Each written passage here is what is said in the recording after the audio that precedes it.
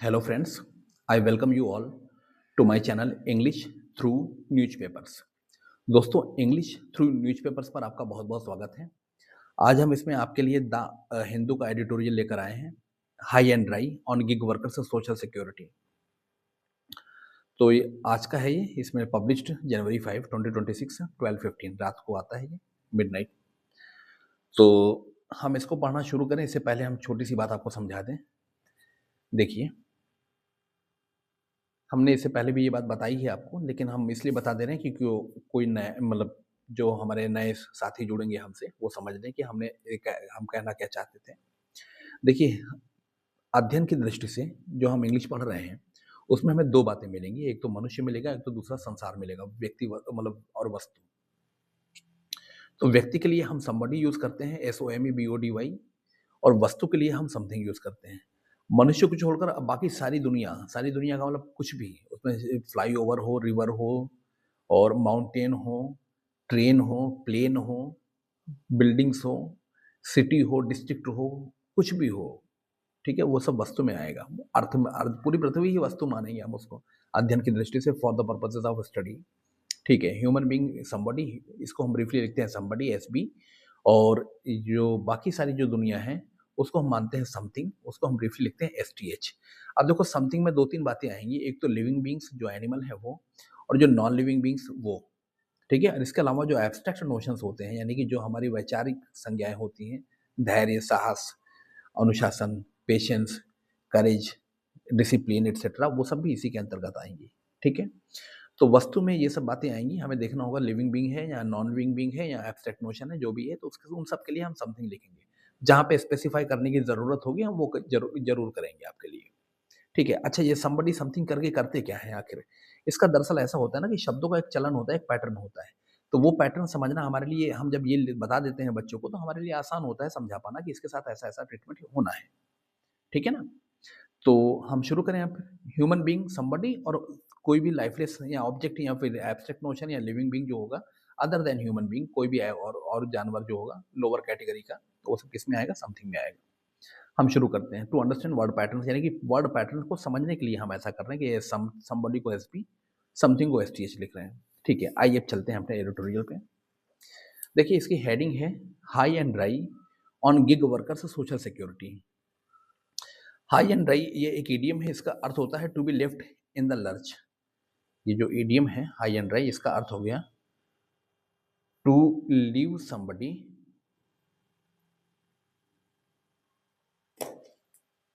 हम लाल की जगह नीला पेन यूज कर रहे हैं क्योंकि ये थोड़ा सा फेड हो रहा है। Leave somebody in a difficult situation. High and dry, देखिए अपने आप इसमें वर्ब नहीं है, to leave somebody high and dry लिखे या फिर to leave somebody in a difficult situation. तो जहां इन अ डिफिकल्ट सिचुएशन लिखा है हमने, ये 4 शब्द, यहाँ पे आप लिख सकते हैं to leave somebody high and dry. So when you leave somebody high and dry, इसका मतलब आप क्या करते हैं?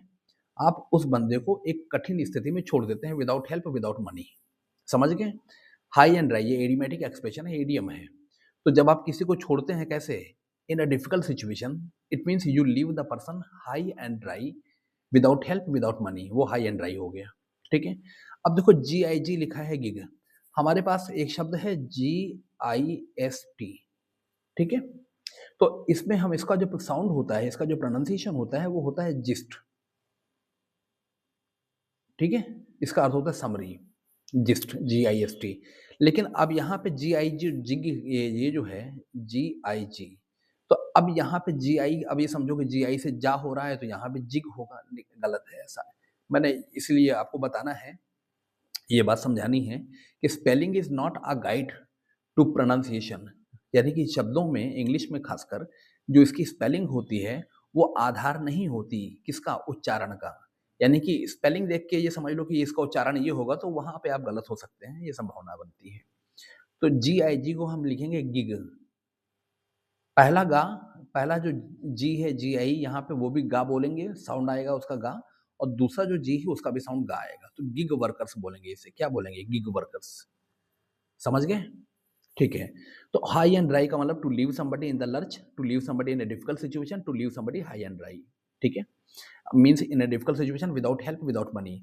और इसका जो साउंड होगा GIG का, ये होगा गिग ना कि जिस्ट, ठीक है।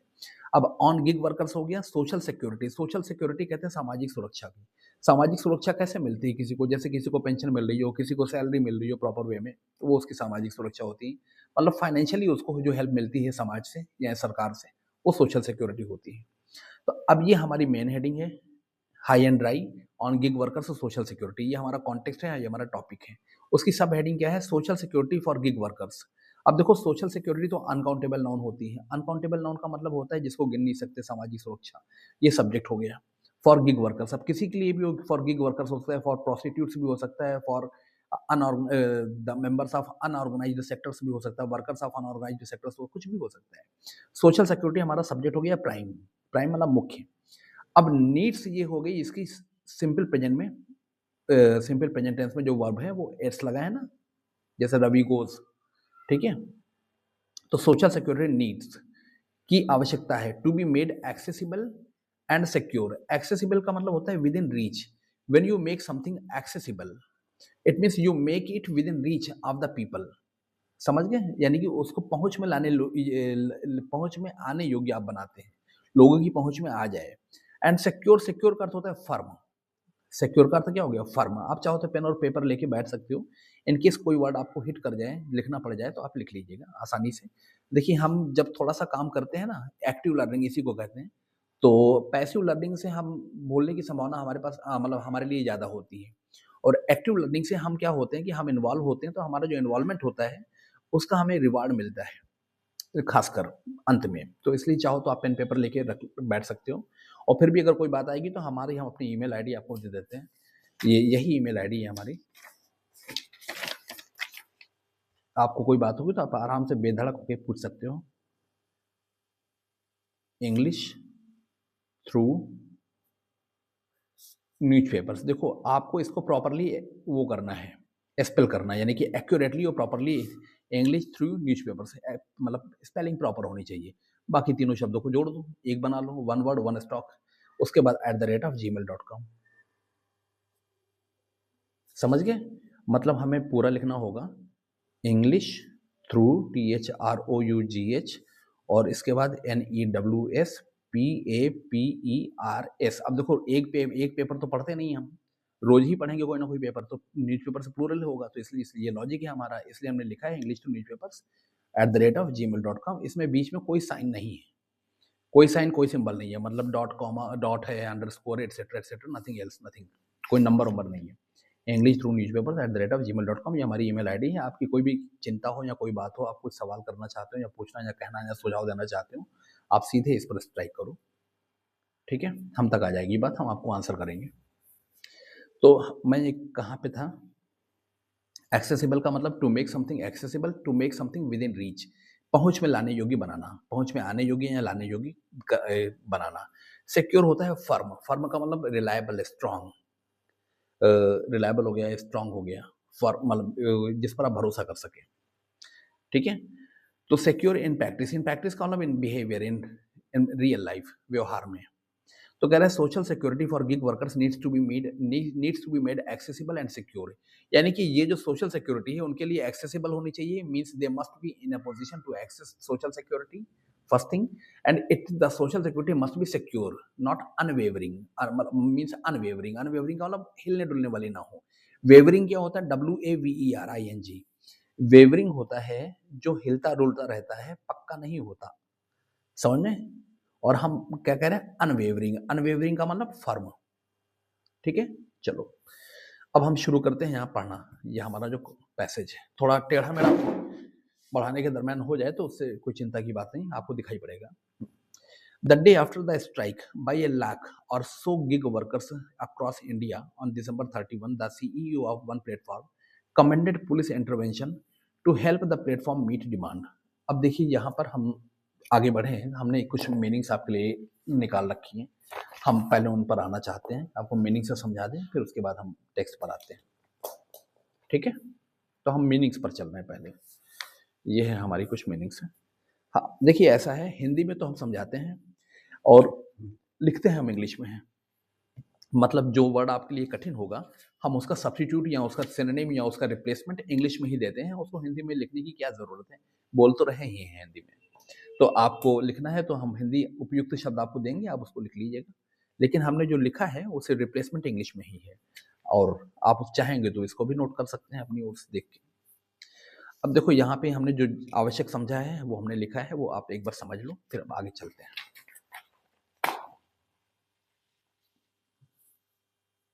देखो, स्ट्राइक यहाँ पे जो है ये वर्ब नहीं है, नाउन है, काउंटेबल नाउन है, ठीक है? Strike a refusal to work as an organised protest.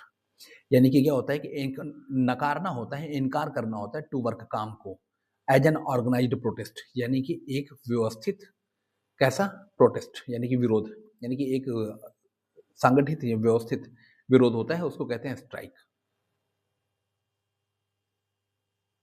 I suppose, एक मिनट थोड़ा सा हम इसको, हाँ,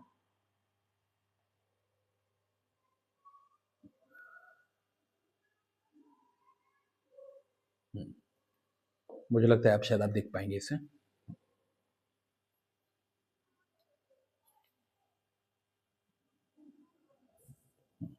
ठीक है, स्ट्राइक, STRIKE, ये काउंटेबल नाउन है। A refusal to work as an organised protest यानी कि एक काम को जो इनकार करते हैं, काम करने से इनकार करते हैं एक संगठित विरोध के रूप में, उसको कहते हैं स्ट्राइक।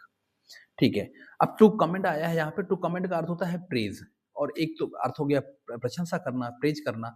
इसका अर्थ हो गया रिकमेंड भी होता है, रिकमेंड का भी अर्थ होता है इसका, यानी कि संस्तुति करना, यानी कि संस्तुति करना यानी कि सिफारिश करना, आप समझते होंगे। RECOMMEND, recommend something.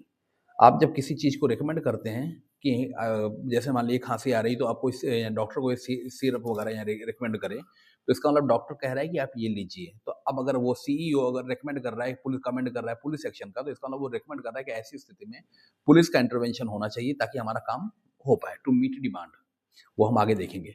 तो commend is the same as almost, almost the same as recommend. Recommend या प्रेज या कमेंड, ठीक है?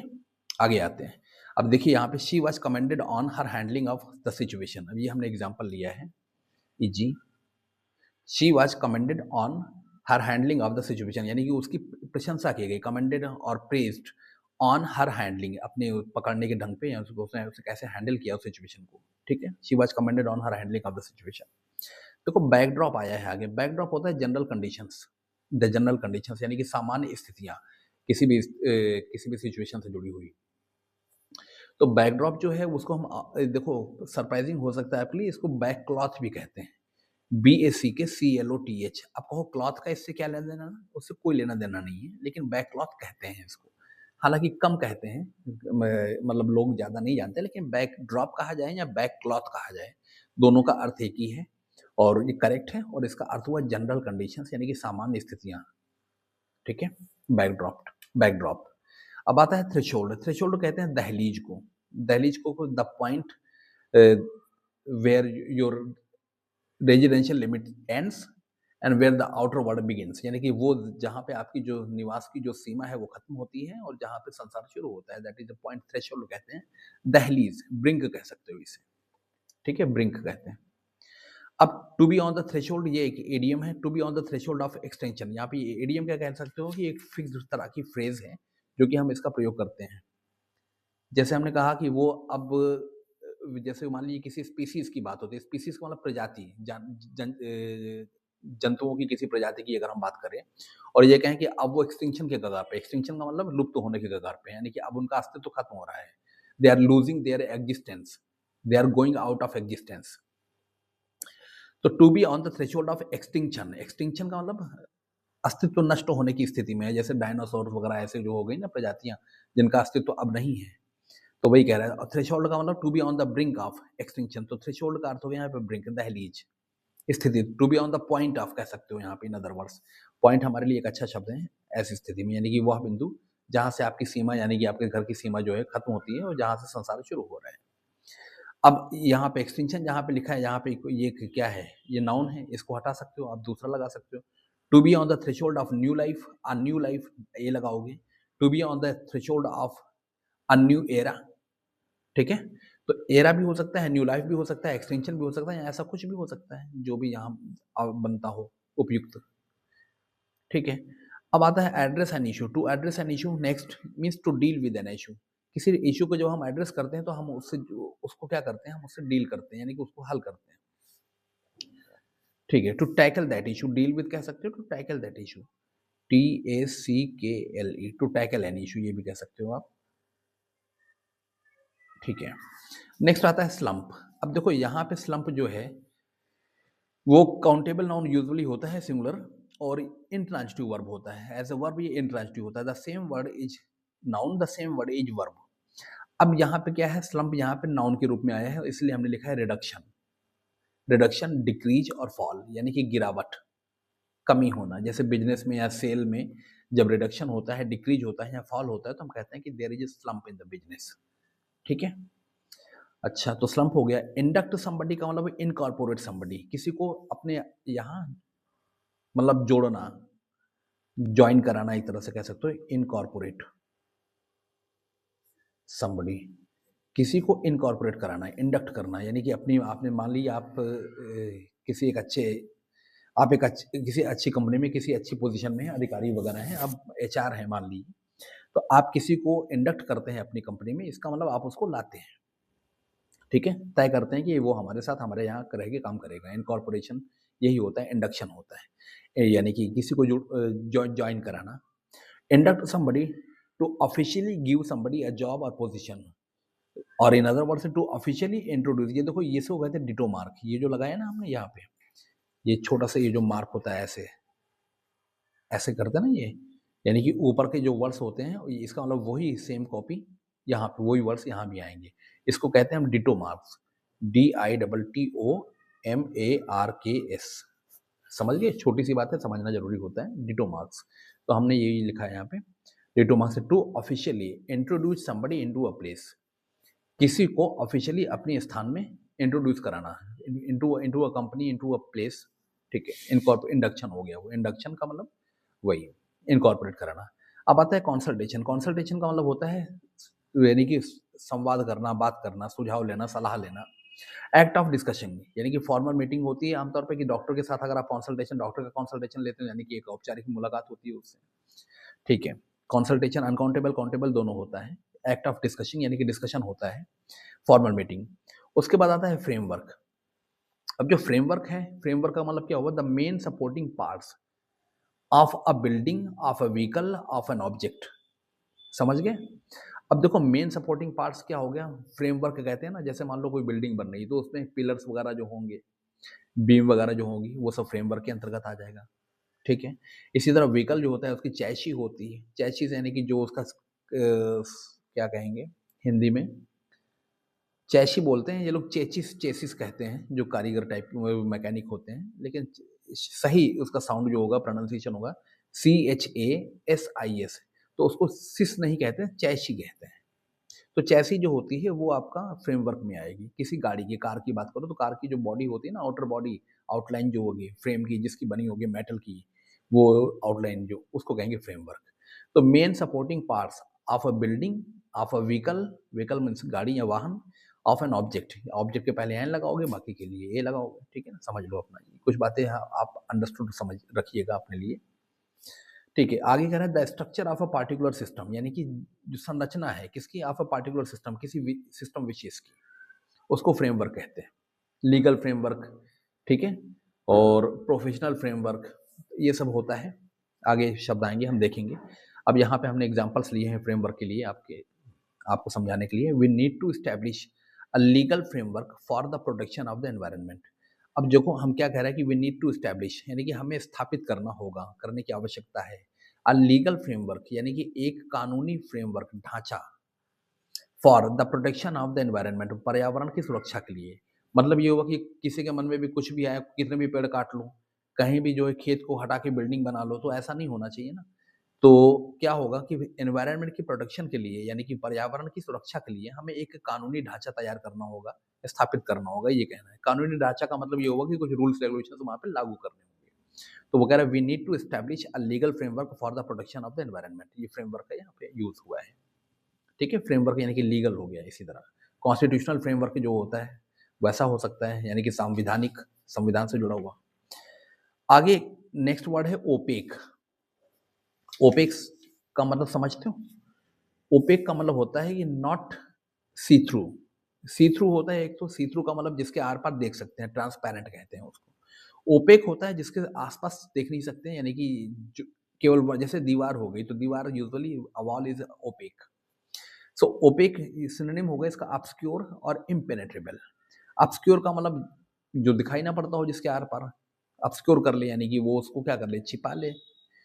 इम्पेनेट्रेबल यानी कि जिसको हम भेद ना पाए। भेद पाना का मतलब क्या होता है कि यानी कि आर पार हो जाना। इम्पेनेट्रेबल, IMPENETRABLE, IMPENETRA, पेनिट्रेशन होता है, पेनिट्रेशन यानी कि आर पार कर जाना।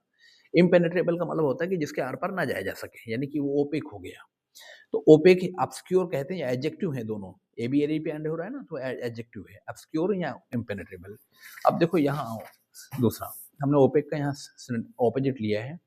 ओपेक का जो ऑपोजिट है वो क्या है, ट्रांसपेरेंट। ठीक है, अब किसके लिए आता है, देखो यहाँ पे हमने ये जो मार्क लिखा है ना, ये इसका मतलब ये हुआ कि ये मेन वर्ड हेड वर्ड यहाँ पे है। ओपेक ग्लास, शीशा, जैसे शीशे के आर पार ना देख पाए तो वो ओपेक ग्लास हो गया। ओपेड, opaque liquid, OPAQUE, opaque liquid यानी कि एक तो जल ऐसा होता है कि पारदर्शी जल हो गया, बहुत साफ सुथरा गिलास में रखा को उसके आर पार दिख रही है, प्रतिबिंब एक तरह से नजर आ रहा है पूरा। और एक ओपेक होता है यानी कि वो जिसके आर पार देखा ना जा सके, मान लो रंगीन हो गया या फिर गंदा हो गया, तो फिर ओपेक हो गया, ओपेक लिक्विड या ओपेक वाटर। ठीक है, अच्छा उसके बाद क्लॉथ, कपड़े भी होते हैं, कपड़े जैसे जिसमें कि तन ढक जाए, दिखाई ना पड़े। एक होता है सी थ्रू, एक होता है ओपेक। ओपेक का मतलब जिसमें दिखाई नहीं पड़ता, opaque cloth, opaque, opaque liquid, opaque glass. इसके बाद यही बात जो है, अब तो नजर की बात है। अब देखो यहाँ पे स्पीच, राइटिंग और लैंग्वेज के बारे में भी होता है। Opaque speech, opaque writing, opaque language, ये आपके लिए इंपॉर्टेंट है, इसको ध्यान रखना। यानी कि जब कोई आदमी बोल रहा हो और वो बात समझ में ना आए आपको, तो आप कह सकते हैं कि हिज स्पीच वाज ओपेक या इज ओपेक। उसकी स्पीच यानी कि उसकी जो बात है वो कैसी थी, वो ओपेक थी, यानी मीन्स बियॉन्ड कॉम्प्रिहेंशन, यानी कि वो हमारी समझ से बाहर थी। राइटिंग कोई हो, जैसे लीगल राइटिंग अगर हम आपको पढ़वाएं या मेडिकल राइटिंग अगर आपको पढ़वाएं, मेडिकल टेक्स्ट या लीगल टेक्स्ट, तो शायद समझ में ना आए। तो आपके लिए या किसी भी for a layman, for a general person, common man, वो क्या होगा, वो राइटिंग लीगल या मेडिकल या ऐसी कोई भी स्पेसिफिक टर्मिनोलॉजी स्पेसिफिक फील्ड से जुड़ी हुई हो, तो वो क्या होगी, हमारे लिए ओपेक होगी, यानी कि समझ में नहीं आएगी। इसी तरह लैंग्वेज हो गई आपकी, ओपेक लैंग्वेज यानी कि भाषा ऐसी कि हमारी समझ में नहीं आ रही है। ठीक है, तो ये जो पार्ट है, opaque speech, opaque writing, opaque language, ये आपके लिए इंपॉर्टेंट है, ख्याल रखना। ओपेक तो हो ही गया, ट्रांसपेरेंट इसका ऑपोजिट होगा। इंटरवेंशन होता है इन्वॉल्वमेंट, हस्तक्षेप। हमने आपको इंटरवीन एक वर्ब बताई थी अभी। इंटरवीन करना का मतलब इंटरप्ट करना। कोई बोल रहा हो, कोई सपोज कोई स्पीकर अपनी बात पूरी कर रहा हो, स्टेज पे खड़ा होकर अपनी बात स्पीच दे रहा हो किसी विषय पे, और आप बीच में आपको कोई कोई फैक्चुअली कोई इनकरेक्शन या इनएक्यूरेसी लगी, आप बीच में खड़े होकर आप उसकी आप इंटरवीन करें। No sir, this is not this, this is that, तो कि ये ऐसा नहीं है, ये वैसा है। तो इसका मतलब आपने जो बोला वहां खड़े हो गए, तो इसका मतलब यू इंटरवीन्ड। इंटरवीन वहां पे इंट्रांजिटिव वर्ब होगी, लेकिन वो आपका जो एक्ट होगा, उसमें हम कहेंगे कि that was your intervention. Intervention का मतलब होता है the state of becoming involved, किसी चीज में इन्वॉल्व हो जाना, वो इंटरवेंशन, इन्वॉल्वमेंट हो गया एक तरह का, हस्तक्षेप, इंटरफेरेंस भी कह सकते हैं। यहाँ पे हमने लिखा नहीं, लेकिन हम लिख सकते हैं इंटरफेरेंस, FERENCE, INTERFERENCE, इंटरफेरेंस, हस्तक्षेप। ठीक है, नेक्स्ट देखो, रेंडर समथिंग। रेंडर समथिंग का मतलब, रेंडर का एक अर्थ होता है काज करना, यानी कि कारण बनना, to become the reason for. ठीक है, कॉज करना कह सकते हैं, या हम कह सकते हैं to become the reason for something, किसी चीज का कारण बन जाना। अब देखो नेक्स्ट वर्ड आता है to be obligated to do something. Obligated आता है, ऑब्लिगेटेड यहाँ पे जो पैसेज में यूज हुआ है एडिटोरियल में, वो ऑब्लिगेटेड है। तो obligated is the same as obliged. Obliged और ऑब्लिगेटेड एक ही है, बस अंतर यह है कि ये फॉर्मल है या लीगल कॉन्टेक्स्ट में आता है, और वो जनरल कॉन्टेक्स्ट में आता है। समझ गए? तो to be obligated to do something, कुछ करने के लिए ऑब्लिगेटेड होना। अब कह सकते हो कि ऑब्लाइज्ड होना, ऑब्लिगेटेड, बाध्य होना, एक तरह से बाध्य होना। अब कह रहे हैं मोरली और लीगली बाउंड और forced to do something, to do something, समझ गए?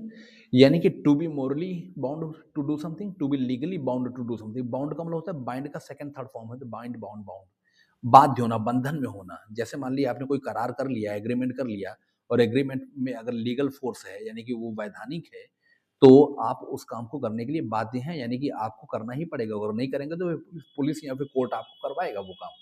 तो इसका मतलब आप लीगली क्या हो गए, वहां पे बाउंड हो गए या लीगली फोर्स्ड हैं क्या करने के लिए, उस काम को करने के लिए, because you were obligated to do something owing to the agreement और owing to the contract you signed. जिस कॉन्ट्रैक्ट को या जिस एग्रीमेंट को आपने किया है उसके लिए ऑब्लिगेशन यही होता है। ठीक है, ओब्लाइज करना भी वही अर्थ होगा है इस अर्थ में, to be obligated to do something, to be oblige to do something, to be force to do something, to be legally bound to do something, यानी कि लीगली बाउंड कह सकते हैं, फोर्स कह सकते हैं, ऑब्लिगेटेड या ओब्लाइज्ड। ठीक है, नेक्स्ट देखो, हमने एग्जांपल लिया है, the law obliges companies to pay decent wages to their employees. Law means कानून, ओब्लाइजेज का मतलब फोर्सेस, बाइंड्स, यहाँ पे फोर्सेस भी कह सकते हैं, बाइंड्स भी कह सकते हैं यहाँ पे। अब हमारे पास लिखने की जगह जो है, पेन लेते हैं, लाल, नीला नीला हो जाएगा सब। ओब्लाइजेज की जगह हम बाइंड्स, BINDS, बाइंड्स कह सकते हैं, या फिर फोर्सेज कह सकते हैं, FORCES। पेन थोड़ा हल्का चल रहा है, नया है शायद इस वजह से। So the law binds companies, the law obliges companies, the law forces companies to pay decent, decent means reasonable, acceptable, जितना भाई जितने में गुजारा हो सके उसे decent कहेंगे, decent wage, to pay decent wages to their employees, अपने employees को, कर्मचारियों को मतलब उचित सैलरी दे। ये कानून बाध्य करता है किसको, कंपनी को, कंपनियों को, प्लूरल है ये। ठीक है, तो ऑब्लिगेट पूरा हुआ। नेक्स्ट आता है ग्रॉस। ग्रॉस यानी कि इसको हम यूजुअली बिफोर नाउन लगाते हैं, बिफोर नाउन संज्ञा से पहले। Gross amount, gross total, gross income, ये सब आता है ना, gross amount, gross interest, gross income, gross पे, ये सब आता है। ग्रॉस का अर्थ होता है यहाँ पे टोटल, पूरा। अब देखो टोटल का मतलब क्या होता है, जब हम इसको कहते हैं टोटल, तो इसका मतलब इसमें टैक्स या डिडक्शन वगैरह जो होता है वो सब इसी में इंक्लूडेड होता है। जैसे मान लो अगर सैलरी मिल रही है 60,000 और कट पिट के फिर उसके बाद जो, तो वो टोटल ग्रॉस सैलरी उतनी हो गई 60,000, लेकिन उसमें भी टैक्स भी देना है, उसमें भी कुछ और भी लाइबिलिटीज पूरी करनी है, तो वो सब उसी के अंतर्गत आएगा। कट पिट के फिर आप जो है टेक अवे होम जो होगा, टेक होम सैलरी दूसरी होती है कि भाई टेक होम सैलरी तो 40,000 ही हो गई, 20,000 जो तो कट गया आपका किसी और मतलब और किसी रीजन से जो भी आपने कर रखा हो अपना फाइनेंशियल सेटलमेंट। तो ग्रॉस कहते हैं टोटल, टोटल का मतलब इंक्लूडिंग एवरीथिंग, टैक्स भी उसी में देना है और भी कोई भी लाइबिलिटी है वो भी इसी में एडेड होगी, ग्रॉस का मतलब। ठीक है, चलो। अनएड्रेस्ड कह रहा है, एड्रेस करना होता है डील विद करना, यानी कि उसको हल करना, टैकल करना। अनएड्रेस्ड का मतलब अनमेट, यानी कि जो पूरा ना हुआ हो, अनटच्ड, जो कि अनछुआ रह गया हो, जो पहलू, जो बात, जो विषय। इग्नोर्ड यानी कि जो ये क्या कहते हैं कि जिस पर ध्यान न गया हो। तो अनएड्रेस्ड पास्ट पार्टिसिपल यानी कि एडजेक्टिव है, अनमेट, अनटच्ड, इग्नोर्ड। अब आता है कंप्लायंस। कंप्लायंस आता है प्रैक्टिस ऑफ ओबेइंग रूल्स और रिक्वेस्ट, यानी कि जो कंप्लायंस होता है ना, जैसे I request compliance of the request, I, तो यानी कि आप जब कंप्लायंस की बात करते हैं तो यानी कि प्रैक्टिस ऑफ ओबेइंग रूल्स और रिक्वेस्ट, यानी कि आप उसको पूरा करते हैं, अपनी बात को पूरा करते हैं। कंप्लाई विद होता है ना, टू कंप्लाई विद, हमने वर्ब लिखा नहीं यहाँ पे, वो आउट ऑफ कॉन्टेक्स्ट हो जाएगी क्योंकि हमारे पैसेज में नहीं है। अच्छा, कंसर्न से यहाँ पे वरीज हो गया, कंसर्न यानी कि चिंताएं, यानी कि वो वरीज। अब देखो यहाँ पे ऐप मीडिएटेड, हमने हाईलाइटर नहीं रखा यहाँ, सॉरी, ऐप मीडिएटेड वर्क है यहाँ पे, ये हमारे पैसेज में आया है। अब मीडिएट करना होता है means to act between the two individuals, यानी कि facilitate between the two individuals, यानी कि जैसे मान लो ये ए है और ये बी है, और आप इनके बीच में कोई ट्रांजेक्शन या कोई फंक्शंस आप जो है आपकी हेल्प से आप उसको फैसिलिटेट करें। ये पार्टी ए है, ये पार्टी बी है, तो आप कह सकते हैं you mediate between A and B. Mediate, MEDIATE, mediate. ठीक है ना, ये मीड टू मी, ये वर्ब है यहाँ पे, ट्रांजिटिव वर्ब है, to mediate between A and B. ठीक है, अब ये भी होता है, और you mediate a compromise between A and B, ऐसा भी कर सकते हैं, ऐसा भी होता है। अच्छा, तो मीडिएट बिटवीन 2 साइड्स यानी कि 2 पक्षों के बीच में क्या करना? मध्यस्थता करना। अब ऐप मीडिएटेड वर्क जो है, ऐप यहाँ से अभिप्राय है एप्लीकेशन। एप्लीकेशन समझते हैं जो हम ऐप, जो गैजेट्स पे, जो फ़ोन पे जो चलाते हैं एप्लीकेशन।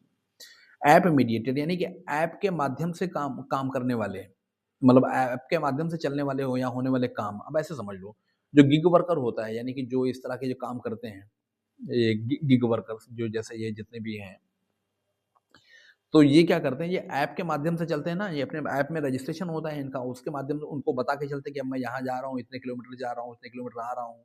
तो यानी कि उनका सारा जो काम है, वो ऐप के थ्रू मॉनिटर होता है। यानी कि वो एप्लीकेशन जो होता है, उसपे सारी बातें डिटेल्स आती रहती हैं। कंपनी कैसे समझेगी? कंपनी एप्लीकेशन के माध्यम से समझेगी। यानी कि वो एप्लीकेशन क्या हो गया, वो ज़रिया हो गया, किसके बीच में? वर्कर के बीच में और कंपनी के बीच में। यानी कि उस काम का हिसाब-किताब करने का।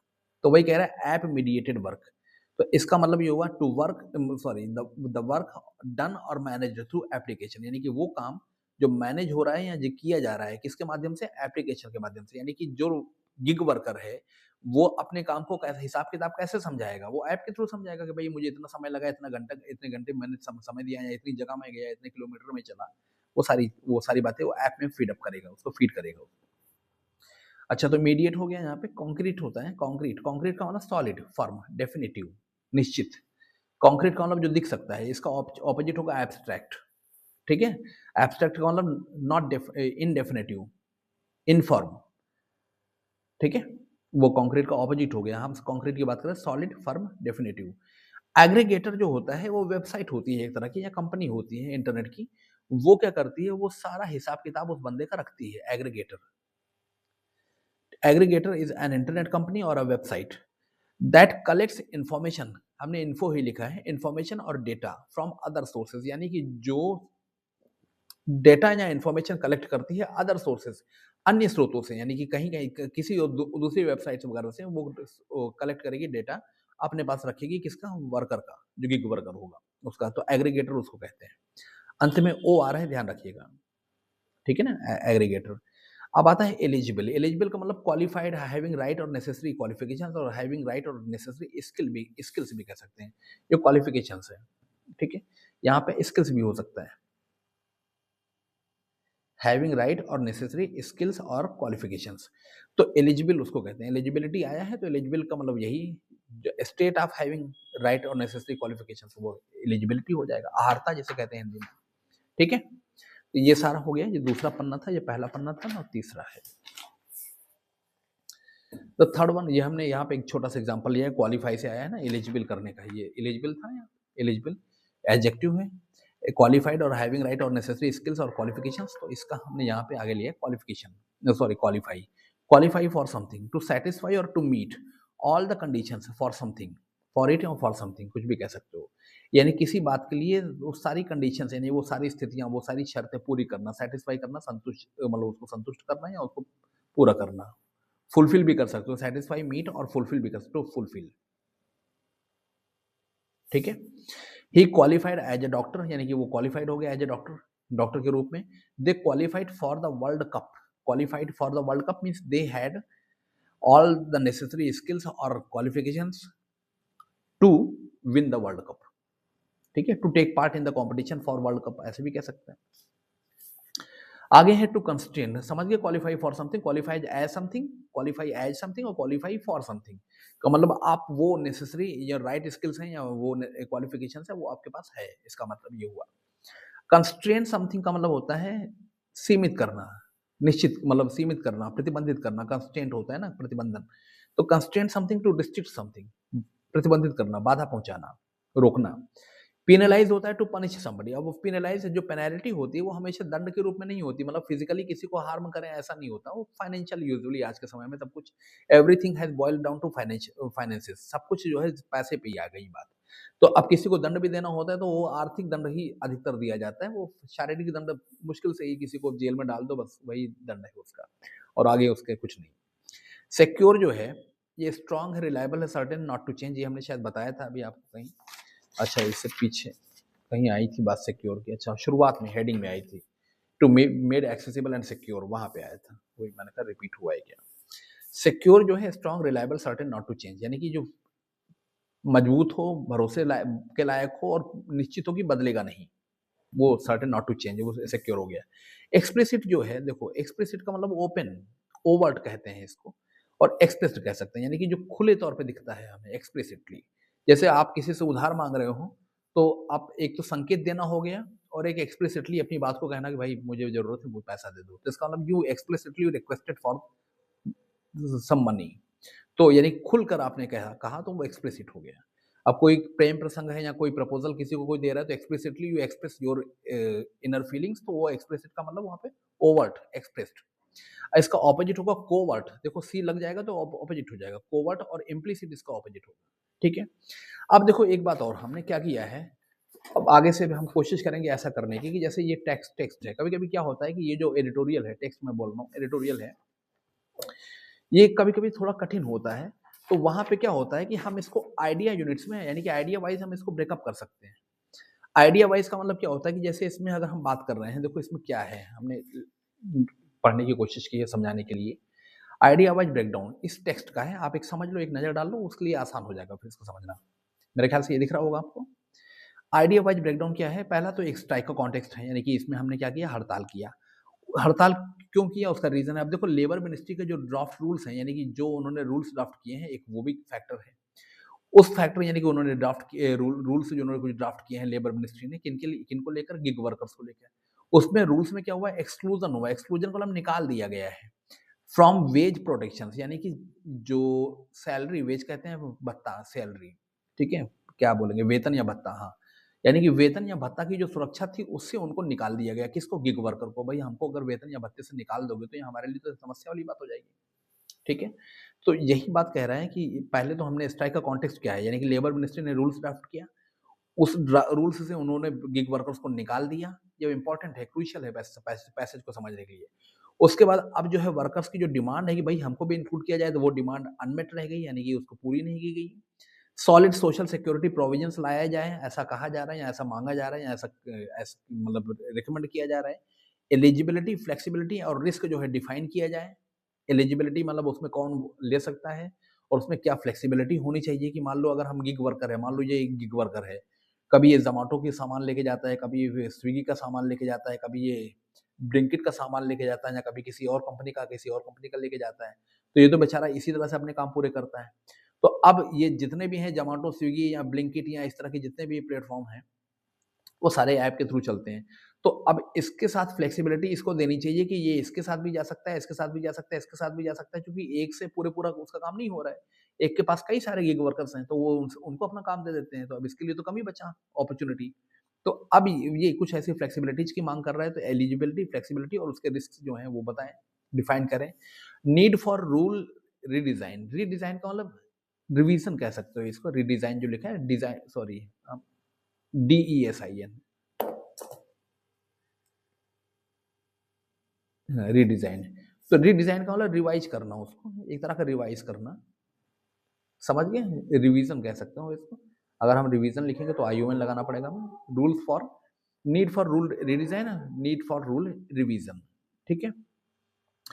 ट्रांसपेरेंट, यानी कि जो रूल्स इन्होंने बनाए हैं लेबर मिनिस्ट्री ने, उसकी बात करें। ट्रांसपेरेंसी एंड अकाउंटेबिलिटी रिक्वायरमेंट्स, यानी कि उनमें ओपेकनेस ना हो। ओपेकनेस का मतलब जिसमें आर पार दिखाई ही ना पड़ रहा हो। ट्रांसपेरेंसी होनी चाहिए, अकाउंटेबिलिटी रिक्वायरमेंट्स होनी चाहिए, जिम्मेदारी की मतलब पूरी करने की बात होगी। भाई आपने अगर इतना कहा है तो उसको पूरा करिए, आप ये अकाउंटेबल है इसको लेके। एड्रेसल ऑफ वर्कर्स कंसर्न्स, यानी कि एड्रेसल यानी कि जो वर्कर के कंसर्न्स हैं उनको एड्रेस कर लिए, इशू ही खत्म हो जाएगा बस। ठीक है। तो ये आइडिया वाइज हमने इसको ब्रेक डाउन किया है, इस पैसेज को, एडिटोरियल को। अब हम आगे चलते हैं। ये एक छोटा सा एक मतलब इस तरह से करोगे तो सरल हो जाएगा समझना आपके लिए, कोई कितना भी कॉम्प्लेक्स इशू। ठीक है। अब हम आगे आते हैं पैसेज पे। द डे आफ्टर, यहाँ तक तुमने देख ही लिया था, high and dry, to be in a difficult situation. When you leave somebody high and dry, it means you leave somebody in a difficult situation without help, without money, बगैर पैसे के, बगैर धन के आप उसको छोड़ देते हैं, तो बेचारा अधर में रह जाता है वो। On gig workers social security, यानी कि इस गिग वर्कर्स, ये जो गिग वर्कर्स होते हैं जो गाड़ी लेके चलते हैं, सोशल सिक्योरिटी यानी कि उनकी सामाजिक सुरक्षा की बात है, उनकी पेंशन, उनके वेतन की, उनके भत्ते की, वही सब बातें हैं।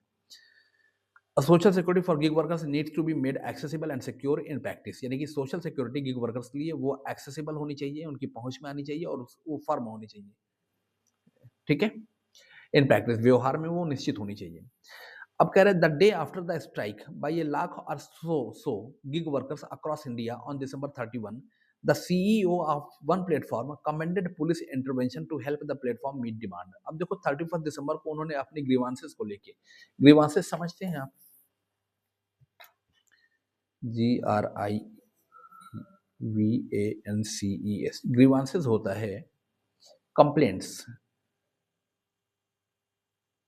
शिकायतें हिंदी में अगर हम कहें तो ग्रीवांस यानी कि जो किसी के वो होंगी परेशानियां या दुख हो का कारण जो होगा उसको ग्रीवांसेस कहते हैं, प्लूरल है। जी ग्रीफ से बना है, GRIEF, ग्रीफ होता है ना दुख, तो ग्रीफ में एफ हटा के हमने VANCES जोड़ दिया है, बस वही है ग्रीफ। तो ग्रीवांसेस जो होता है यानी कि कंप्लेंट्स, तो उनके मैं कह रहा था गिग वर्कर्स के ग्रीवांसेस को लेके उन्होंने क्या किया, स्ट्राइक किया। क्या है, रिफ्यूजल टू वर्क, यानी कि काम करने से इनकार किया, उन्होंने हड़ताल पर गए। डे आफ्टर द स्ट्राइक, एक दिन बाद, बाई ए लाख और सो, बाई ए लाख यानी कि लगभग 1 लाख 100,000 या फिर कुछ इतने ही थे गिग वर्कर्स अक्रॉस इंडिया, पूरे भारत में, ऑन दिसंबर 31, दिसंबर 31 को, the CEO of one platform, एक प्लेटफॉर्म ऐसा कोई भी उसका नाम नहीं दिया है उन्होंने, नाम एक्सप्लिसिट नहीं किया, ओपन नहीं किया, तो किसी एक प्लेटफॉर्म के जो सीईओ हैं, the CEO of one platform commended, commended का मतलब उन्होंने रिकमेंड किया, रिकमेंड किया यानी कि उसकी संस्तुति की, उसकी मतलब कहा कि ये करो, पुलिस इंटरवेंशन यानी कि पुलिस का हस्तक्षेप, commended police intervention to help the platform meet demand, यानी कि भाई हमारे प्लेटफॉर्म को अपनी डिमांड पूरी करने के लिए, डिमांड क्या पूरी करने के लिए, जैसे मान लो 100 ऑर्डर्स हैं, तो 100 ऑर्डर्स कैसे पूरे होंगे, 100 ऑर्डर्स पूरे होंगे कैसे, जो गिग वर्कर्स आएंगे 100 लेके जाएंगे तभी तो, यहाँ एक आएगा वही पूरी, वो एक दो या जितने भी आए वो सब पूरा वो ले जाएंगे ऑर्डर। अब उन्होंने तो हड़ताल कर दिया, अब हड़ताल कर लिया तो जिन लोगों ने ऑर्डर प्लेस किया है अपना ऐसे किसी ऑनलाइन पोर्टल पोर्टल को, तो वो कैसे पूरा करेगा, तो इसके लिए उसने पुलिस इंटरवेंशन, मतलब शॉर्ट कह सकते हो या रिकमेंडेड को यहाँ पे लिखा है, शॉर्ट कह सकते हो यहाँ, सीक का सेकंड फॉर्म, सीक होता है फर्स्ट फॉर्म, इसकी सेकंड फॉर्म शॉर्ट, तो हम इसको यहाँ पे शॉर्ट भी कह सकते हैं, कमेंडेड को short, means the CEO of one platform short, यानी कि ने चाहा, वांटेड पुलिस इंटरवेंशन, पुलिस का हस्तक्षेप, ठीक है, पुलिस का involvement to help the platform, यानी ताकि उसकी जो वेबसाइट है, प्लेटफॉर्म है, meet demand, meet demand means fulfil demand, यानी कि जो उसकी मांग है वो उसको पूरा करने के लिए एक प्लेटफॉर्म के सीईओ ने पुलिस का इन्वॉल्वमेंट पाने की इच्छा की, यानी कि चाहने की इच्छा की, कमेंट किया यानी कि रिकमेंड किया। ठीक है, the day after the strike by a lakh और so gig workers across India on December 31, the CEO of one platform commended police intervention to help the platform meet demand.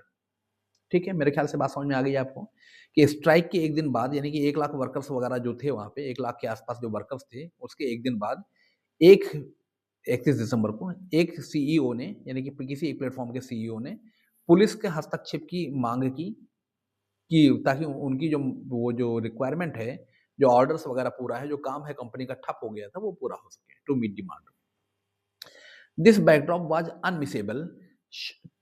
unmissable shortly after the Labour Ministry had published draft rules to operationalize the refreshed labour codes for public consultation। अब देखो यहाँ पे क्या है, refreshed का मतलब यहाँ पे जब हम किसी चीज को रिफ्रेश करते हैं तो हम नया करते हैं, ठीक है, तो यहाँ पे न्यू लेबर, रिफ्रेश्ड जो लिखा है उसको अगर हम कहें न्यू लेबर कोड्स तो गलत नहीं है। कोड्स का मतलब क्या होता है, रूल्स रेगुलेशन जिसमें हम कोडिफाई करते हैं, सब एक क्रम में रखते हैं, वो कोड्स हो गए।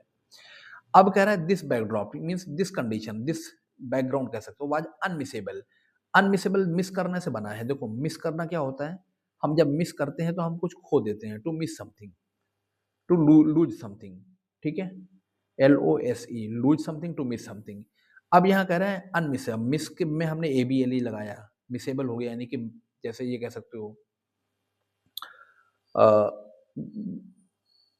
कोई भी वर्ड में ए लगा दो। अब जैसे मान लो प्रिंट है, PRINT, प्रिंट, प्रिंटेबल है, तो प्रिंटेबल का मतलब प्रिंटिंग करने लायक है, ठीक है।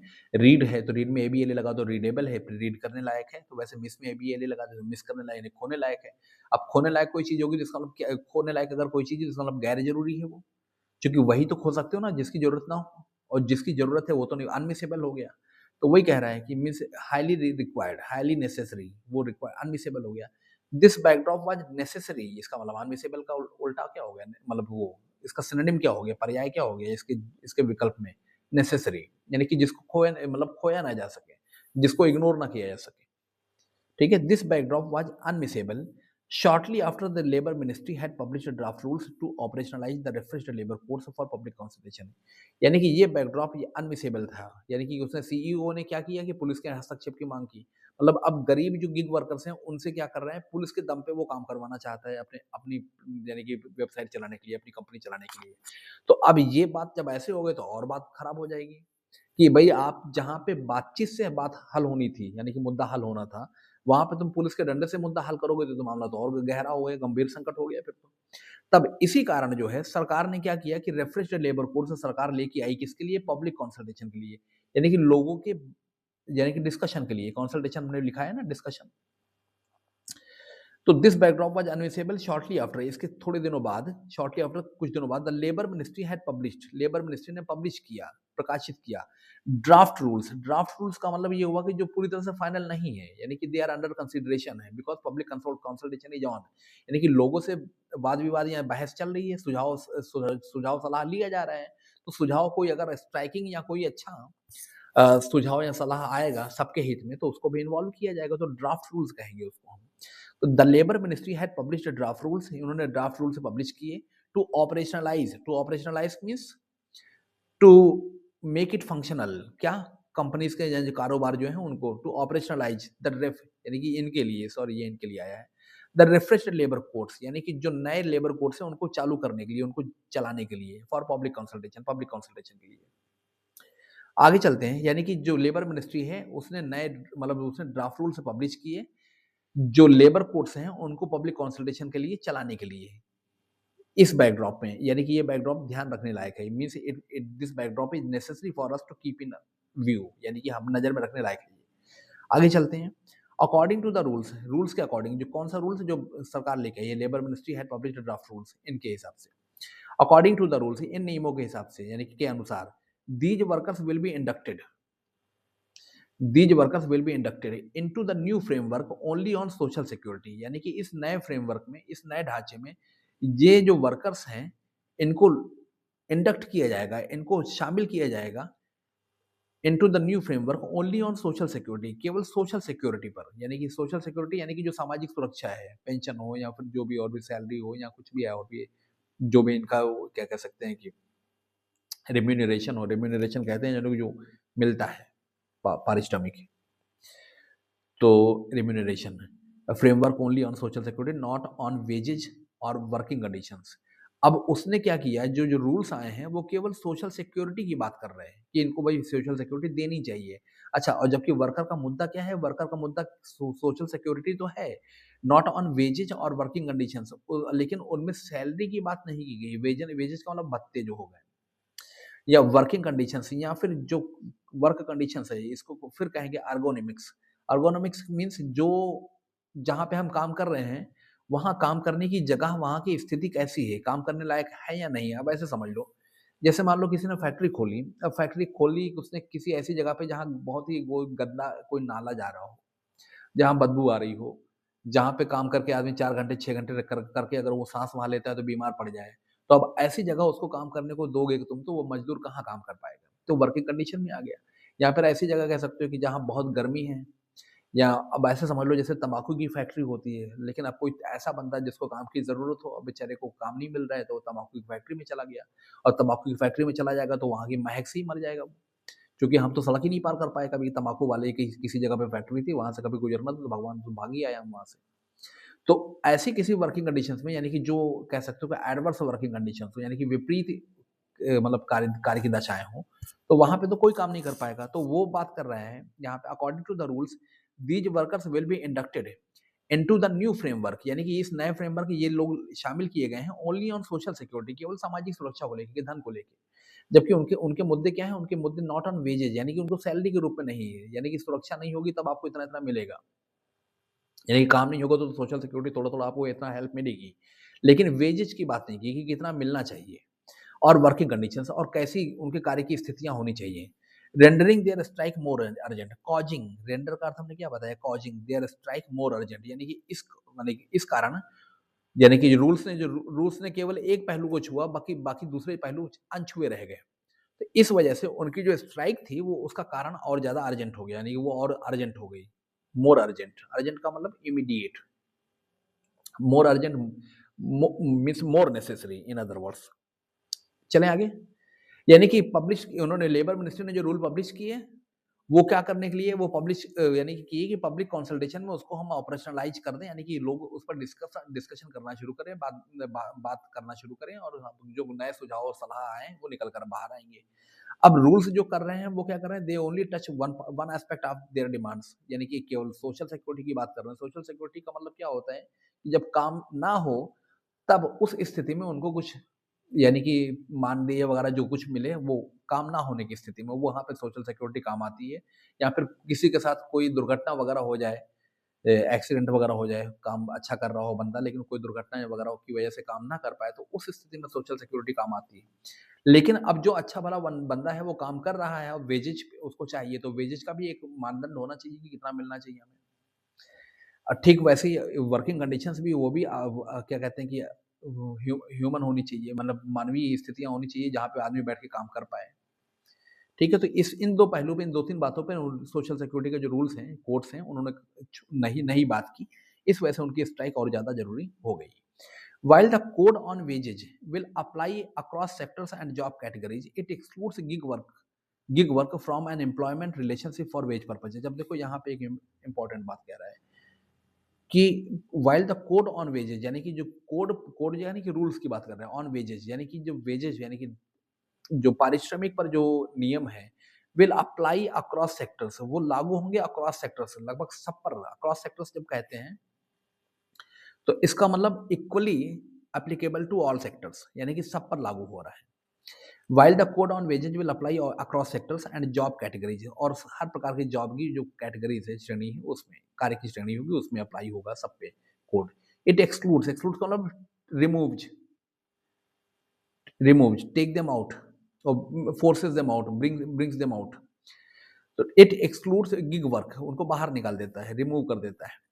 From an employment relationship for wage purposes, यानी कि उनको एम्प्लॉयमेंट रिलेशनशिप, यानी कि एम्प्लॉयमेंट क्या होता है, यानी कि जो नौकरी होती है, यानी कि उस एसोसिएशन से, उस रिलेशनशिप से उनको बाहर कर देता है for wage purposes.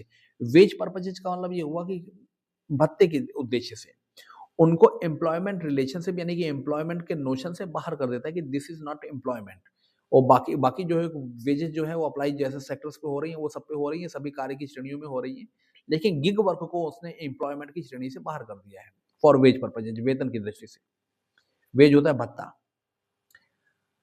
Instead, it is being treated as distinct and the platform is only obligated to make a gross contribution to social security fund. Instead, इसके बजाय it is being treated as distinct, इसको कुछ अलग से माना है। Distinct का मतलब that is separate, that is away from the crowd, यानी कि जो भीड़ से अलग हो। It is being treated as distinct and the platform is only obligated to make a gross contribution to a social security fund। यानी कि ये एक अलग मामला है, यानी कि गिग वर्क जो है। और प्लेटफॉर्म प्लेटफॉर्म कौन सा है, ऐसे जैसे ब्लिंकिट का हो, जोमेटो का हो, स्विगी का हो, and the platform is only obligated, only forced to make a gross contribution to social security fund, यानी कि वो ग्रॉस कंट्रीब्यूशन है कि टोटल जो है वो कंट्रीब्यूशन करेगा किसके लिए, सोशल सिक्योरिटी फंड में। किसके लिए, गिग वर्कर के लिए।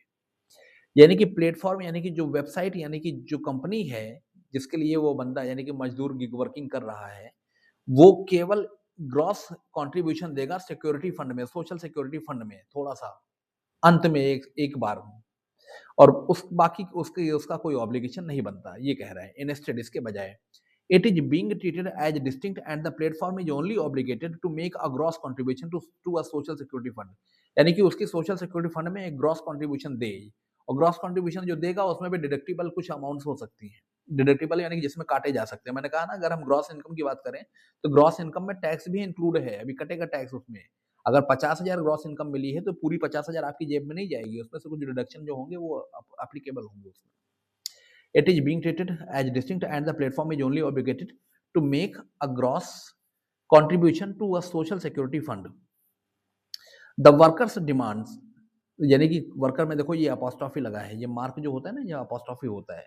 तो वर्कर्स के साथ हमने क्या किया है, डिमांड्स यानी कि जो मज़दूरों की जो माँगे हैं, including over including over algorithmic rate cuts and opaque incentive structures thus remain unaddressed। Unaddressed मतलब अनमीट। देखो वही बात आ गई, वर्कर्स की जो मांगे हैं क्या, कौन सी, including over algorithmic rate cuts. अब देखो एल्गोरिदमिक रेट कट्स जो होता है, जैसे एल्गोरिदम होता है ना, एल्गोरिदम का मतलब जो होता है, जो सिस्टम होता है काम करने का, जो रजिस्टर करता रहता है, रिकॉर्ड करता रहता है, एप्लीकेशन, तो उसका अपना एल्गोरिदम होता है, कोई सिस्टम होता है जिससे कि वो उसकी जो प्रक्रिया है, काम करने का जो हिसाब-किताब है, जो जितने भी विजिट्स हैं, जितनी भी ट्रिप्स उसने लगाई हैं, वो सब उस पे लिखा होता है, रजिस्टर करता है, तो वो उसको कहता है algorithmic rate cuts. And rate cuts मतलब दाम में कटौती।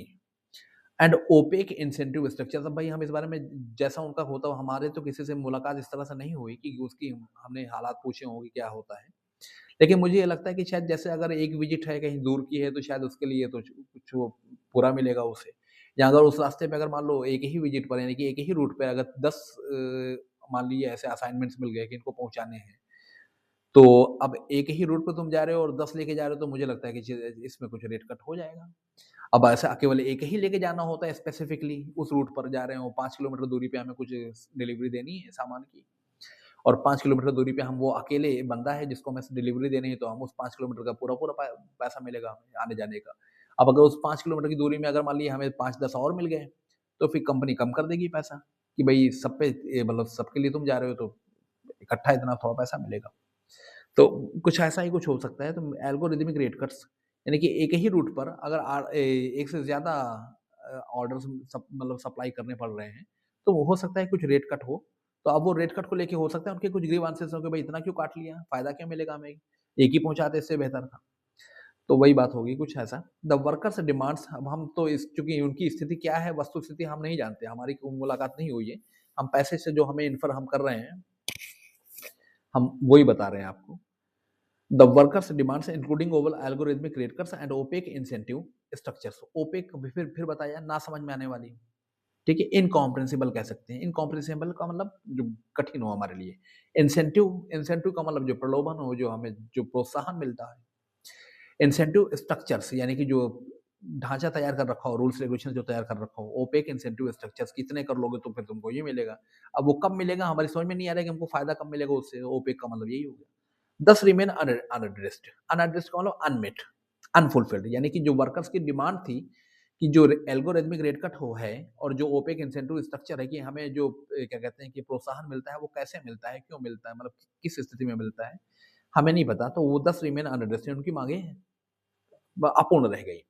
Similarly the OSH and WC. अब देखो ये क्या है, हमने यहाँ फुल फॉर्म लिख रखी है यहाँ पे, occupational safety health and working condition code 2020। ये 2020 में आया था, ये सरकार लेके आई थी। ऑक्यूपेशनल सेफ्टी यानी कि व्यावसायिक सुरक्षा, यानी कि जहां आप काम कर रहे हो वहां पे आपको सुरक्षा मिले, आप सुरक्षित रहें, भले चंगे रहें, वहां पे ऑक्यूपेशनल सेफ्टी हो गई।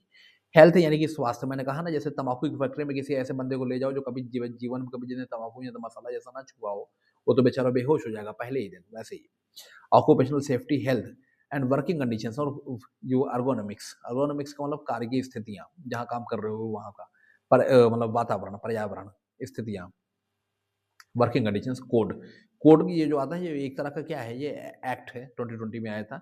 अब ये कह रहा है, देखो इसके बारे में स्पेसिफिक बात ये है, it consolidates 13 pre consolidates, S लगाया है यहाँ पे, 13 प्रीवियस लॉज इनटू वन, यानी कि 13 पुराने कानूनों को मिलाकर बनाया है ये जो सरकार लाई है, OSH WC, OSH and WC, समझ गए, सेंट्रल रूल्स।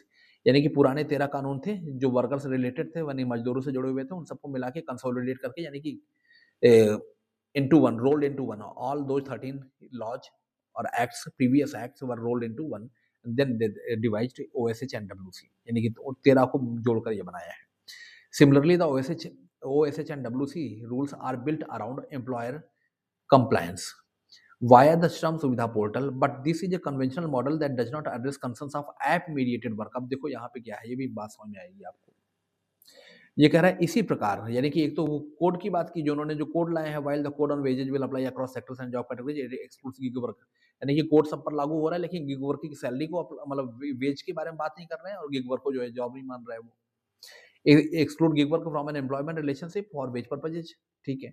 वैसे यहाँ पे क्या कह रहे हैं कि similarly the OSH and WC central rules, यानी कि केंद्र का जो rules are built around employer compliance, यानी कि वो एम्प्लॉयर के कंप्लायंस यानी कि एम्प्लॉयर की पूर्णता की पर आधारित है। वो बिल्ट अराउंड का मतलब उसकी कंप्लायंस, उसकी पूर्णता पर आधारित है। ये आसपास ऐसे समझ लो जैसे मान लो ये कंप्लायंस है, किसी ऑर्डर का कंप्लायंस है, यानी कि ये ऑर्डर मिला है और इसको हमें कंप्लाई करना है, कंप्लाई करना है मतलब फुलफिल करना है। तो अब ये एम्प्लॉयर का ऑर्डर होगा ना, एम्प्लॉयर तो हमको जो दे रहा है तो वो अपनी ओर से तो देगा ना, वेबसाइट या कंपनी जो भी देगी वो हमें एम्प्लॉयर तो मानेगी उसको। उसने हमको ऑर्डर दिया, तो अब जो उसने ऑर्डर दिया तो उससे रिलेटेड जो रूल्स रेगुलेशन है वो इस ऑर्डर के अराउंड है, यानी कि इसी से जुड़े हुए हैं कि अगर इसको फुलफिल करते हो तब ऐसा ऐसा होगा वरना ऐसा होगा। तो similarly the OSH and WC central rules are built around, they have been focused on employer compliance via the Shram सुविधा पोर्टल, यानी कि श्रम सुविधा पोर्टल पर एम्प्लॉयर के कंप्लायंस पर आधारित है। But this is a conventional model, लेकिन ये कन्वेंशनल का मतलब ट्रेडिशनल, पुराना, this is a conventional model, ये पुराना मॉडल है that does not address concerns of app mediated work, जो कि ऐप मीडिएटेड वर्क जो है ऐप के थ्रू चलने वाला काम है उसको एड्रेस नहीं करता, उसकी चिंताओं को नहीं समझ पा रहा है। समझ गए? कन्वेंशनल का मतलब पुराना, कन्वेंशन से चला आ रहा है, ट्रेडिशन से चला आ रहा है। वो पुराना मॉडल है कि भई जैसे मान लो मालिक है, तो मालिक अगर मेरा काम करेगा तभी तो मैं उसको कुछ दूँगा पैसा। तो ठीक है, तो मालिक के संतोष पर जो है आधारित है ये मॉडल, कि वो संतुष्ट है या नहीं। लेकिन इसमें जो गिग वर्कर जो आ गया और वो एप्लीकेशन के थ्रू जो काम कर रहा है, उसकी चिंताओं या उसकी बातों को लेके या उसमें जो भी उनकी जो हार्डशिप्स हों, कठिनाइयाँ हों, वो उसको इंक्लूड नहीं कर रहा है ये। तो वही कह रहा है श्रम सुविधा portal, but this is a conventional model that does not include or think about concerns of app mediated work. App mediated work के बारे में मतलब उस पर बात नहीं कर रहे हैं, उसको टैकल नहीं कर रहे हैं। Only the social security changes are concrete, केवल सोशल सिक्योरिटी को लेके परिवर्तन जो किए गए हैं वो ही सॉलिड है, कि मतलब पैर टूट जाएगा तो इतना मिल जाएगा, मर जाएगा तो इतना मिल जाएगा, यानी कि ये सब बातें हैं। लेकिन जो जीते जागते जो काम कर रहा है बेचारा, उसके लिए उसका प्रोविजन जो है वो साफ नहीं दिख रहा है, इस वजह से हड़ताल है। ठीक है, मरने के बाद तो स्वर्ग तो वैसे ही मिल जाना है, लेकिन जीते जागते मतलब अच्छे भला काम कर रहा है कोई बंदा, तो उसके लिए थोड़ी सी अभी समझने वाली बातें हैं। आगे कह रहा है the draft rules here require gig workers to register on a portal. अब देखो ड्राफ्ट रूल्स जो है यहाँ पे जो ओएसएचडब्ल्यूसी जो दिया है, ये चाहते हैं रिक्वायर गिग वर्कर्स, यानी कि ये मांग करते हैं गिग वर्कर्स से, यानी कि ये चाहते हैं कि to register on a portal, एक पोर्टल है उस पर रजिस्टर करें, अपना डेटा फीड करें। एंड एवरी एग्रीगेटर, एग्रीगेटर मैंने बताया वेबसाइट होती है, एक इंटरनेट कंपनी होती है या वेबसाइट होती है जो कि सारा डेटा कलेक्ट करता है। ये हमने शायद यहाँ दिया है आपको। ये देखो बताया एग्रीगेटर, ठीक है ना। एग्रीगेटर क्या है? एन इंटरनेट कंपनी और website that collects information data from other sources, all other sources, यानी कि जो इन्फॉर्मेशन कलेक्ट करती है उसके बारे में, वर्कर के बारे में। Draft rules here require gig workers to register on a portal and every aggregator to upload details of engaged workers, यानी कि अपलोड करें डिटेल्स ऑफ एंगेज्ड वर्कर्स, यानी कि जितने एंगेज्ड का मतलब एम्प्लॉयड कह सकते हो, एम्प्लॉयड वर्कर्स जितने उनकी डिटेल्स भरे and update them every quarter, और हर तिमाही पर उसको अपडेट करें कि 3 महीने में भाई इतने लोग काम कर रहे हैं, इतने लोग छोड़ के गए वगैरह वगैरह। Require gig workers to register, draft rules here require gig workers to register on a portal and every aggregator, aggregator यानी कि जो वेबसाइट है, जो कंपनी है, to upload details of engaged workers and update them every quarter, हर तिमाही पे उनको अपडेट करें। The centre may also notify additional eligibility condition, centre जो है केंद्र, वो इसकी भी सूचना दे सकता है। एडिशनल मतलब अतिरिक्त एलिजिबिलिटी, मतलब जो ये कह सकते हो पूर्णता की जो शर्तें होती हैं, अहर्ता की शर्तें जो होती हैं, उसके लिए कि भई अब ऐसा-ऐसा करोगे तब ऐसा होगा। जैसे मान लो अगर किसी के पास आधार नहीं है तो you must have Aadhaar, pan नहीं है तो पैन होना चाहिए, या फिर कोई और क्या कहते हैं कि सरकार से जुड़ा हुआ कोई और पहचान वगैरह का कोई चिन्ह हो, या कोई कार्ड हो, किसी योजना के अंतर्गत कोई कार्ड बनता हो, तो उसको कह रहा है एडिशनल एलिजिबिलिटी कंडीशन, यानी अतिरिक्त अहर्ता की स्थितियों को नोटिफाई कर सकती है सरकार, सूचना दे सकती है बीच-बीच में। The centre may also notify additional eligibility conditions in any case, किसी भी स्थिति में a worker must have engaged for, हाँ, अच्छा, कंडीशंस यहाँ तक यहाँ सेमीकोलन है, ये जो है, डॉट आता है, फिर एक कॉमा आता है। तो डॉट और कॉमा मिलता है सेमीकोलन। हम किसी दिन पंक्चुएशन पे बात करेंगे, लेकिन अभी बहुत सी बातें फिर आगे देखेंगे इसको। तो ये अर्धविराम बोलेंगे इसको।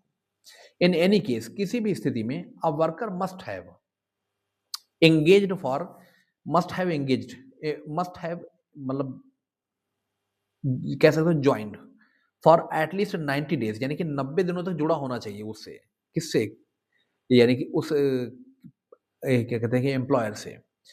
A worker must have engaged for at least 90 days with an aggregator or 120 cumulative days across aggregators in the financial year. Cumulative का मतलब total.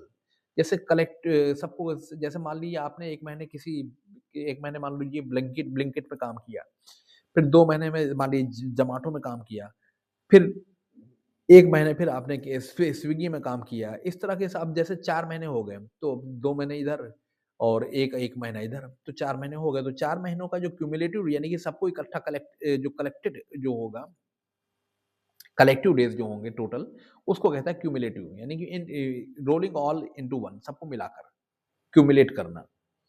A worker must have engaged for at least 90 days with an aggregator or 120 cumulative days across aggregators. यानी कि अलग-अलग कंपनियों के लिए भी अगर आपने काम किया तो सारे 120 डेज क्यूमुलेटिव डेज होने चाहिए across aggregators in the financial year. एक फाइनेंशियल ईयर में, एक वित्तीय वर्ष में, यानी कि एक वित्तीय वर्ष में कम से कम 4 महीने, 120 डेज कह रहे हैं ना, तो 4 महीने का टोटल होना चाहिए अलग-अलग एग्रीगेटर्स, अलग-अलग एम्प्लॉयर्स के लिए या उसकी वेबसाइट के लिए, और कम से कम 90 दिन जो इनके लिए काम करना चाहिए। The centre may also notify additional eligibility conditions in any case a worker must have engaged for at least 90 days। कम से कम 90 दिन तो आपको किसी एक एग्रीगेटर के साथ लगना चाहिए। 90 दिन की कम से कम होनी चाहिए एटलीस्ट, ये बेयर मिनिमम है कि इसके बगैर जो आपका डेटा फीड नहीं होगा या ऐसा कुछ है। An aggregator in 90 days with an aggregator और 120 क्यूमुलेटिव डेज अक्रॉस एग्रीगेटर्स, यानी कि एक से अगर ज़्यादा के साथ मान लीजिए 90 दिन आप नहीं चल पाए किसी एक के साथ, तो 120 दिन आप सबके साथ चल के दिखाइए, 120 days across aggregators in the financial year, in one financial year. ठीक है, ये हमने ये पहला पार्ट पूरा किया है, इसका second part. However, one calendar day can count as multiple days if a worker earns via multiple aggregators that day। अब देखो एग्रीगेटर्स मैंने कहा ना, इंटरनेट कंपनी हो गई जो ऑपरेट हो रही है। वन कैलेंडर डे यानी कि एक कैलेंडर का दिन can count as multiple days, यानी कि वो मल्टीपल डेज माना जा सकता है, कई दिन माने जा सकते हैं। इफ अ वर्कर यदि एक कर्मचारी अंश वाया मल्टीपल, वाया का मतलब के माध्यम से, बाय मीन्स ऑफ कह सकते हो, मल्टीपल एग्रीगेटर्स दैट डे। अब ऐसे समझो, जैसे मान लो हमारे 1 घंटे में हम 10 घंटे काम कर रहे हैं या 9 घंटे काम कर रहे हैं। अब 9 घंटे काम करने के लिए मान लो हमने 3 घंटे हमने ब्लिंकिट का काम किया, पहला ब्लिंकिट वाला, फिर हमने अगले 4 घंटे फिर हमने ज़ोमैटो का काम किया, ज़ोमैटो, ज़ेडो, ठीक है। फिर अब यहाँ मान लो 3 घंटे इसका काम किया, 4 घंटे इसका काम किया, बाकी 2-3 घंटे हमने किसका काम किया, हमने स्विगी का काम किया। तो अब हम क्या हो गए, अभी एक एग्रीगेटर स्विगी है, एक ये ज़ोमैटो है और एक क्या है, ब्लिंकिट है। तो अब ये क्या हो गए, तो 3 अलग-अलग एग्रीगेटर्स हो गए। तो अब तीनों को लिए तो यही होगा ना कि आज वो आया था हमारे यहाँ काम करने, आज ये आया था हमारे यहाँ काम करने, आज ये आया था, तो ये तीनों तो एक तो है नहीं, तो अलग-अलग हो गए। तो हमारे कितने, हम एक ही दिन में हमने 3 एम्प्लॉयर के लिए काम किया, तो एक तरह से मतलब हमने 3 दिन काम कर लिया उनके लिए। तो वही कह रहा है कि however one calendar day can count as multiple days if a worker earns via multiple aggregators that day, यानी कि अलग-अलग एग्रीगेटर से अगर वो अर्न करता है तो उसको कई दिन मान लिए जाएँगे, मतलब एक से ज़्यादा मान लिए जाएँगे। 3 किया हो या 4 किया हो, तो जितना भी किया हो तो उसके लिए तो 1 दिन इसका काम, 1 दिन इसका काम है। वो उनके लिए तो 1 दिन ही हो गया ना वो। फाइनल काउंटिंग जब होगी, रेकनिंग होगी फाइनल अंत में 30 डेज़ के 30 डेज़ के month month long at the end of the month, तो उसका तो 1 दिन ही माना जाएगा ना उस कंपनी के साथ, भले उसने 4 घंटे किया हो या 3 घंटे किया हो। However, one calendar day can count as multiple days if a worker earns via multiple aggregators that day. If this helps workers qualify faster, यदि सहायता करता है, if this helps workers qualify faster, यानी कि यदि इसकी इस तरह से अगर वर्कर जल्दी पूरा कर ले, क्वालिफाई का ना, फुलफिल द कंडीशंस रिक्वायर्ड, जल्दी से पूरा कर ले। It does not constrain platforms on how they organise work, और ये प्लेटफॉर्म को कंस्ट्रेन यानी कि लिमिट नहीं कर रहा है, रिस्ट्रिक्ट नहीं कर रहा है ऑन किस बात पर, हाउ दे ऑर्गेनाइज वर्क, कि वो किस तरह से काम को संगठित करते हैं, ऑर्गेनाइज करते हैं, प्रबंधित करते हैं। The windows could also penalise workers for care giving work और those responding to a demand slump beyond their control. अब देखो कह रहा है विंडोज, यानी कि जो विंडोज हैं, जो अपॉर्चुनिटीज हैं, कुड आल्सो पेनलाइज वर्कर्स, ये वर्कर्स को पेनलाइज भी कर सकती हैं, पनिश भी कर सकती हैं, समझ रहे हैं ना आप? Windows could also penalise workers for care giving work को खासकर। अब केयर गिविंग वर्क क्या होता है? देखो, केयर तो मतलब होता है परवाह, सावधानी, गिविंग का मतलब देना, वर्क का मतलब काम। अब देखो, परवाह सावधानी क्या होती है? अब चूंकि सरकार काम करेगी तो सरकार केवल गिग वर्कर पे ही तो काम नहीं करेगी, तो उस उनके जैसे जितने और भी लोग जुड़े होंगे, उन पर भी मतलब वो सब भी सरकार तो सबके लिए काम करेगी। पूरे देश में जितने भी इस तरह के काम होते हैं, किए जाते हैं। अब यहाँ पे कह रहा है the windows could also penalise workers for care giving work. अब केयर गिविंग वर्क का मतलब ऐसे समझ लीजिए, जैसे कुछ लोग होते हैं जो बेडरिडन होते हैं और एक तरह से परमानेंट बेसिस पे हो जाते हैं, जैसे पैरालिसिस हो गया किसी को, और खासकर एडवांस एज में हो, बुढ़ापे में हो, तो फिर अब क्या हो गया, वो बंदा बेडरिडन हो गया। अब बेडरिडन हो गया, अब जो परिवार के जो मेंबर्स हैं, यानी कि उस फैमिली के जो मेंबर्स हैं, वो तो अर्निंग मेंबर्स हैं, वो तो चले जाएंगे ऑफिस या अपने बिजनेस पे चले जाएंगे। अब उनकी परवाह कौन करे? तो उसके लिए क्या होता है कि कुछ कंपनीज होती हैं जिनसे कि हमें कुछ नर्सिंग स्टाफ मिल जाता है हायर करने को। तो नर्सिंग स्टाफ जब हम हायर कर लेते हैं, तो इसका मतलब उसका काम क्या हो गया? किसी भी नर्सिंग स्टाफ, अब चाहे मेल हो चाहे फीमेल हो, चाहे लड़की को लें चाहे लड़की को लें, उस जो बेड रिडन जो पेशेंट है हमारे घर पे परमानेंट बेसिस पे, उसकी केयर करने के लिए, तो वो तो परमानेंट मतलब जो नर्सिंग स्टाफ का जो मेंबर आएगा हमारे पास, चाहे लड़का हो या लड़की, तो उसका काम क्या हो गया? उसका काम हो गया केयर गिविंग वर्क। समझ गए? मतलब मेडिकली जब कोई हम नर्स को, चाहे मेल या फीमेल को हम हायर करते हैं, किसके लिए? अपने परिवार के ऐसे सदस्य के लिए जो एक स्थायी रूप से बिस्तर पे पड़ गया हो किसी कारण से। अब उसमें कुछ भी हो सकता है, उसमें सांस संबंधी बीमारी हो सकती है उसको, यानी कि कैंसर हो सकता है, कीमोथेरेपी जैसी कुछ ऐसी स्थिति हुई हो, या फिर कोई भी प्रॉब्लम हो सकती है, there are multiple reasons there could be. तो ऐसी स्थिति में हम जब नर्स को हायर करेंगे, या मेल या फीमेल किसी भी नर्स को हायर करेंगे, तो वो केयर, उसका जो नेचर ऑफ ड्यूटी होगा, उसका जो नेचर ऑफ जॉब होगा, वो कैसा होगा? वो केयर गिविंग वर्क होगा। अब यहाँ पे देखो क्या होगा, यहाँ पे सेंसिटिविटी इन्वॉल्व हो जाती है। सेंसिटिविटी का मतलब ये हुआ कि अब ये केयर गिविंग वर्क है। अब जैसे मान लीजिए आप किसी पेशेंट के साथ 1 महीने आपने काम कर लिया। अब आपकी जो यहाँ आपको जो है पेमेंट से आपको असंतोष हो रहा है किसी कारण से। अब 1 महीने आपने काम कर लिया, तो पेशेंट तो आपसे बेचारा उस स्थिति में ढल जाएगा ना। समझ जाएगा कि ये लड़का ऐसा करता है, ऐसे करता है, ऐसे अब ये करेगा, अब ये करेगा। अब नया आदमी आएगा, तो उसको फिर पेशेंट के बारे में पूरी समझानी पड़ेगी, हिस्ट्री बतानी पड़ेगी, ऐसा, ऐसा, ऐसा नर्सिंग स्टाफ को। तो वहाँ पे जो है थोड़ी सेंसिटिविटी इन्वॉल्व हो जाती है, जो कि पेशेंट जो है वो क्या है, वो एक तरह से मतलब वीकर मतलब कह सकते हो कि मतलब मोर डेलिकेट कह सकते हो कि नेचर हो गया उसका बेचारे का, क्योंकि वो बेचारा बेड